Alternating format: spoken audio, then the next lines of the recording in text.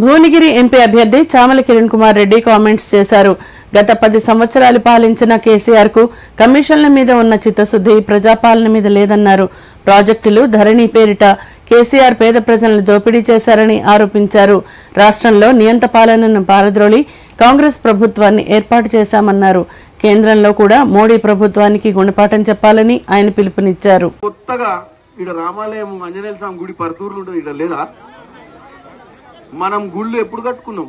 నేను చిన్నగా లాగేసుకున్నప్పటి నుంచి గుడికి పోతున్నా రామాలయం. ఇప్పుడు ఆయన వచ్చి మనకు కొత్తగా నేర్పిస్తుండు భక్తి ఏందో. భక్తి బువ్వ పెట్టదు, ఏం పెడుతుంది? చిత్తశుద్ధితోటి పరిపాలన చేస్తే, ప్రజల మీద ప్రేమ ఉంటే, ప్రజలు ఓట్లేసినందుకు ప్రజలకు ఏమన్నా చెయ్యాలన్న పట్టుదల ఉంటేనే మనకు లబ్ధి జరుగుతుంది. ఇవాళ రేవంత్ రెడ్డి గారు ముఖ్యమంత్రి అయ్యిండు, బీర్లాయిలన్న ఎమ్మెల్యే అయ్యిండు. ఇవాళ బీర్లాయిలన్న బాధ్యత ఏంది? మీ అందరికి తెలుసు. బీర్లాయిలన్న అనే వ్యక్తి ఎమ్మెల్యే చేయకముందే 3 ఏళ్ల నుంచి సొంత పైసలు పెట్టి ఎవరైనా మంచిగా లేకున్నా బాగాలేకున్నా అంబులెన్స్ పెట్టి కోవిడ్ అప్పుడు పైసలు ఇచ్చి ఎక్కడన్నా ఇబ్బందులున్నా చేసిండు. బీర్లాయిలన్నకు మన మీద చిత్తశుద్ధి ఉంది మంచి చేయాలని. ఇలా ప్రభుత్వం వచ్చినాక బీర్లాయిలన్న ఏం చేశాడు? సొంత పైసలు పెట్టని అవసరం లేక ప్రభుత్వంలో ఉన్న పైసలు తెచ్చి సరిగ్గా ఖర్చు పెట్టి మీ భవిష్యత్తు బాగు చేయాలి. మీ భవిష్యత్తు అంటే ఏంది? మీరు ఒక్కలే కాదు, మీ ఇంట్లో పిల్లలు. మరి వాళ్ళకు ఉద్యోగాలు రాకపోతే వాళ్ళ పరిస్థితి, మీకున్న 1-2 ఎకరాల భూమి మీరు దున్నుకుంటారు, మీ పిల్లలు కూడా అదే పని చేయాలనా? చేయొద్దు కదా. కాబట్టి మీరు దయచేసి తల్లి కాంగ్రెస్ పార్టీకి మే 13వ తారీఖు నాడు ఓటేయండి. ఆల్రెడీ మొన్ననే అందరికి రైతు భరోసా వేసిర్రు. ఇంకా రానున్న ఎవరో బస్సు గురించి చెప్తున్నారు. అమ్మ తల్లి ఏమైందంటే బస్సులు ఫ్రీగా ఇచ్చిర్రు, మీరు కూర్చుంటే టికెట్ కొడుతుర్రా, కానీ బస్సులు లేవు. ఎందుకు లేవు చెప్పనా? గత ప్రభుత్వం ఆర్టీసీ వ్యవస్థను కథం పట్టించింది. మేము కొత్త బస్సులు బుక్ చేసినాం, బస్సు వస్తలేదు కాబట్టి మీరు బస్సు ఎక్కుదామన్నా బస్సులు కొత్తవి కొంటుర్రు. 4 రోజులు అయితే కొత్త బస్సులు వస్తున్నాయి. అన్ని ఊర్లకు బస్సులు వచ్చేటట్టుగా చేస్తానికి ముఖ్యమంత్రి రెడీగా ఉండు. ఆగస్టు 15వ తారీఖు నాడు రైతు రుణమాఫీ, మీరు బ్యాంకుల లోన్లు కట్టని అవసరం లే. 15 ఆగస్టుకు లక్ష్మీనరసింహస్వామి సాక్షిగా రేవంత్ రెడ్డి గారు మీ అందరికి రుణమాఫీ చేస్తా అని చెప్పిండు. మీరు దయచేసి ఒక్కటే చెప్తున్నా, మీరు నమ్మి కాంగ్రెస్ పార్టీకి ఓచేసి బీర్లాయిలను గెలిపించారు, కాంగ్రెస్ పార్టీని అధికారంలోకి తెచ్చిర్రు. ఆ నమ్మకం అట్లనే పెట్టుకోర్రి. ఇవాళ నన్ను గెలిపిస్తే నేను పార్లమెంట్కి పోయి మీకోసమే పనిచేస్తా. ఎందుకంటే మనం ఇక్కడ ఖర్చు పెట్టి చేయాలంటే రాష్ట్రం ఒక్కటే కాదు, ఢిల్లీలోకి వెళ్ళి కూడా డబ్బులు తెచ్చుకొని ఖర్చు పెట్టుకోవాలి. ఢిల్లీలోకి వెళ్ళి డబ్బులు తెచ్చుకోవడం, ఖర్చు పెట్టే చేత కాలేదు గతంలో మన బీఆర్ఎస్ అధికారంలో ఉన్నప్పుడు. ఇవాళ ముఖ్యమంత్రి రేవంత్ రెడ్డి గారు గట్టిగా పట్టుకొని పనిచేయాలనుకుంటున్నారు. కాబట్టి మీరు ఈ ఒక్క అవకాశం మీ బిడ్డగా నాకు ఇవ్వండి. 13వ తారీఖు నాడు చేతి గుర్తు కాంగ్రెస్ పార్టీకి ఓటేసి నన్ను గెలిపియండి. నేను బీర్లాయిలను ఇందాక చెప్పిండు కదా ఏమేం చేస్తా అని, అవన్నీ మేమిద్దరం కలిసి అక్కడ ముఖ్యమంత్రి రేవంత్ రెడ్డి గారు, ఇక్కడ బీర్లాయిలే గారు, నేను మేమందరం కష్టపడి మీకోసం పనిచేస్తాం.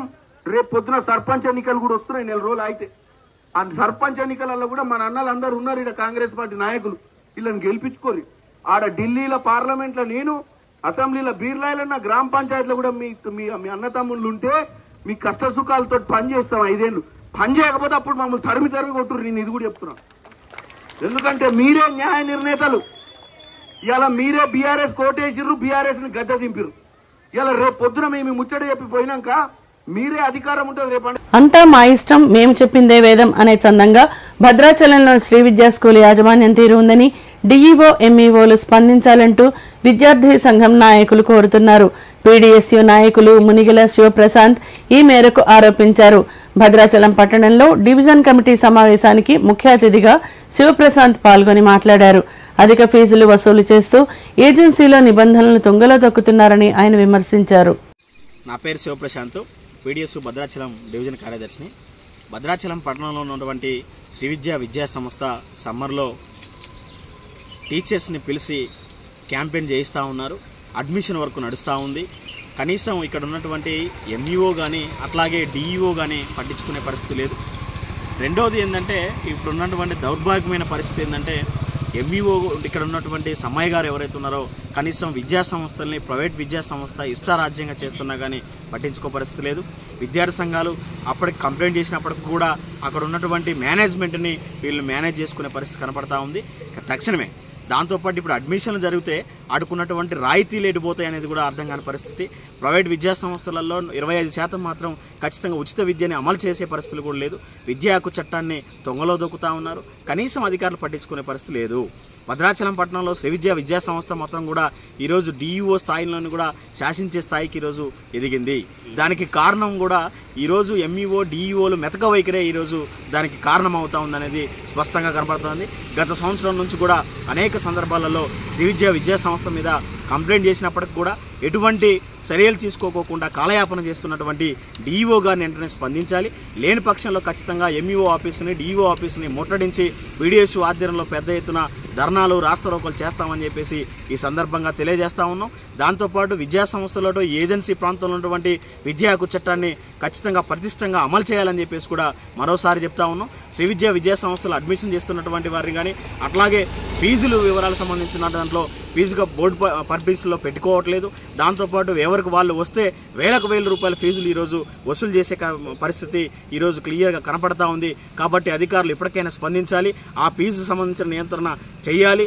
అట్లాగే అడ్మిషన్ సమ్మర్ కాలంలో టీచర్స్ని ఇబ్బంది పెట్టి వాళ్ళని శ్రమదోపిడీ చేస్తూ ఉన్నారు. కాబట్టి వాళ్ళను కూడా అక్కడి నుంచి విముక్తి జరిపించాలని చెప్పేసిగా పీడిఎస్యూగా డిమాండ్ చేస్తూ ఉన్నాం. భద్రాద్రి కొత్తగూడెం జిల్లా భద్రాచలం నియోజకవర్గం పర్యటనలో ఉన్న మంత్రి కామ్నాయిని పోలీసులు తనిఖీ చేశారు. తెలంగాణ రాష్ట్ర వ్యవసాయ శాఖ మంత్రి వర్యులు తుమ్మల నాగేశ్వరరావు ఎన్నికల ప్రచారంలో ఉన్నారు.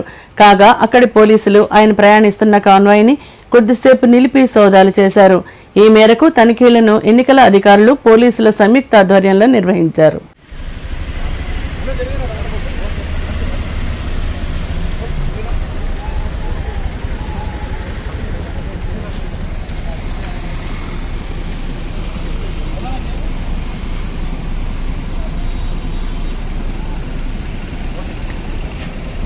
No creo que